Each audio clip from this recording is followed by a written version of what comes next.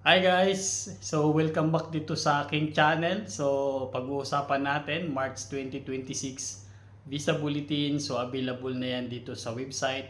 So medyo ang tagal din ang hinintay natin dito, no? So I think it was delayed, posted tong Visa Bulletin dito sa website. Kung pagbabasihan natin, it was published dito sa availability ng website.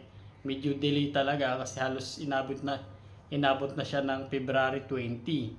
So most likely from 13 to 15 to 17 ng month na ipapublish na to, but now it's for my monitoring, so parang napakadili na nito. So halos nga araw-araw tayong nag-open itong website para lang i-check yung visa bulletin. So ayan na nga, officially available na siya sa website.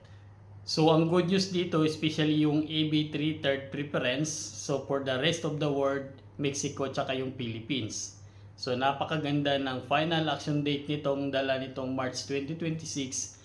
So yun na nga, especially for the rest of the world, yung new final action date niya is October 1, 2023. Yung Mexico is the same, October 1, 2023, at yung Philippines ay August 1, 2023. So itong dalawang rest of the world tsaka yung Mexico na chargeability, 4 months movement. So nag-start siya from last is yung June 2023, which is lahat yun na same kasama yung Philippines. So ngayon 4 months move forward itong dalawang chargeability na ito.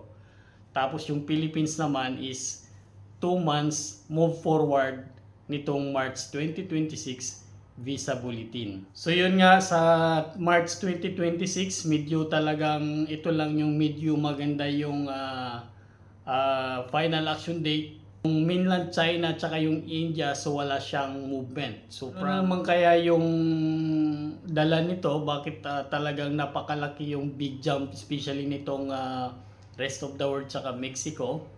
Sa medyo matagal-tagal na rin, no? So taon na rin. So almost 2 years. Halos ngayon lang ganitong big jump ng movement sa final action date. So sa tingin ko nga dito, so siguro nga may mga doon sa prediction natin at saka yung mga previous news sa US, so merong idiniklara nga na mga countries. So 75 countries yun, yung under suspension nga yung visa issuance. So kasama dun yung employment-based preference at saka yung family-sponsored preference. So kung makikita nyo, maganda yung big jump nitong rest of the world, except dun sa countries na listed dun sa 75. I think kaya nagkaroon ng big jump kasi nga sa dami nilang countries doon, syempre ang dami nung apektado na hindi makasama doon sa issuance, visa issuance. So as we know, merong 7% annual cap per country. So kaya nababawasan yung rest of the world na chargeability sa dami nila. So kumonti sila. So dahil kunti na lang yung mabibigyan ng visa doon sa rest of the world, kasi nga doon sa 75 countries na apektado, kaya nagkaroon siya ng malaking gap ng pag-move forward. So kaya nga siya halos umabot ng 4 months, ngayon ay October 1 na, gawa nga nung yung volume ng applicants, 7% cap per country, naging maluwag yung bigayan niya.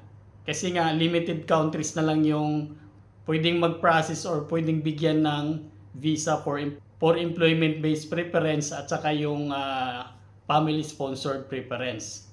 Likewise na rin sa Mexico, siyempre yung country specifically to Mexico, may 7% cap din yan. So na ano na rin siya sa October 1, 2023. Ngayon, pagdating naman dito sa Philippines, I think kaya 2 months lang yung move forward niya kasi nga yung Philippines is laging over applicants. So marami laging applicants, especially sa third preference, EB3, ang Philippines ay over applicants. Kasi sa tingin ko nga, meron din tayong 7% annual cap. So alam naman natin ang Pilipinas ay maraming applicants. So tatantyahin pa yan nila So kaya 2 months move forward lang itong AB3 na naipublish dito sa March 2026 Visa Bulletin. So muli uulitin ko, not like from rest of the world.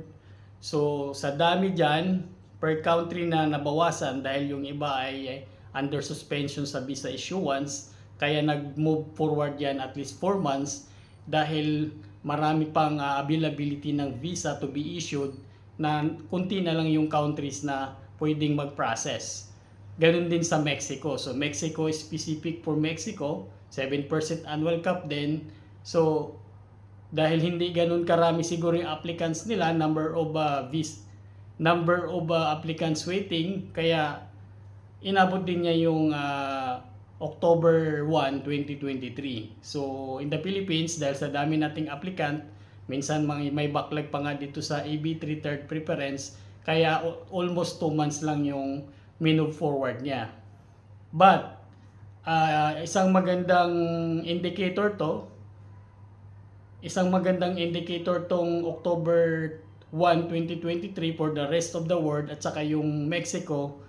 So talagang I believe aabutin na natin yung October 1, 2023. Kasi pag hindi naman na-meet yan, pag hindi yan na-meet yung rest of the world at saka yung Mexico, at kung meron pang availability visa to be issued, mag-i-spill over yan. So yung mga backlog ng Philippines, pwedeng i-captured or ibigay yung number of visa.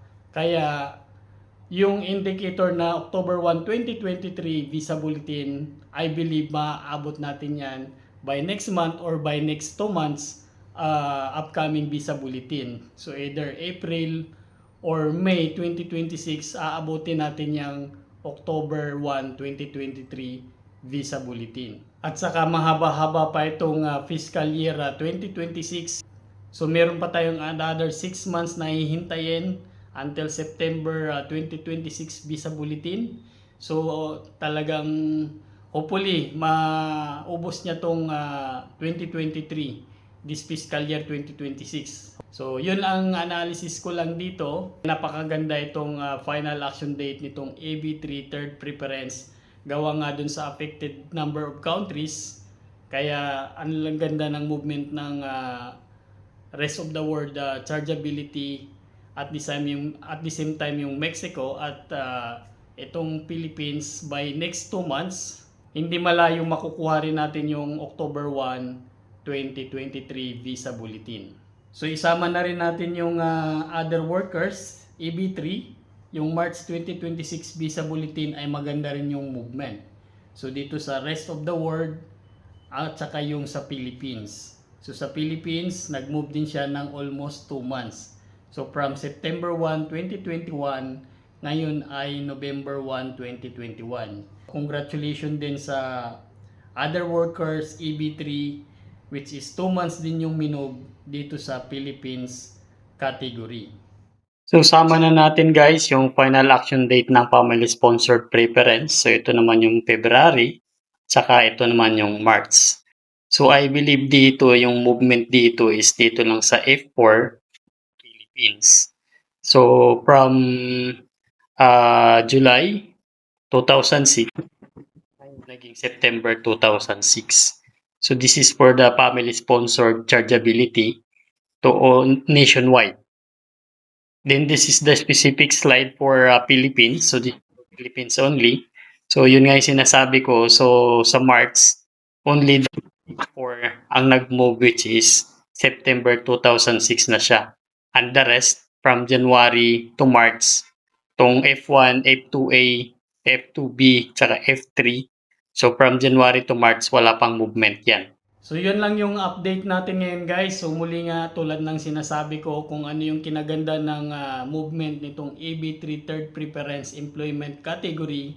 Ito naman yung other side na hindi maganda para sa family sponsored preference. So congratulations doon sa rest of the world, Mexico at saka Philippines. So maraming magkakaroon na yung mga priority date.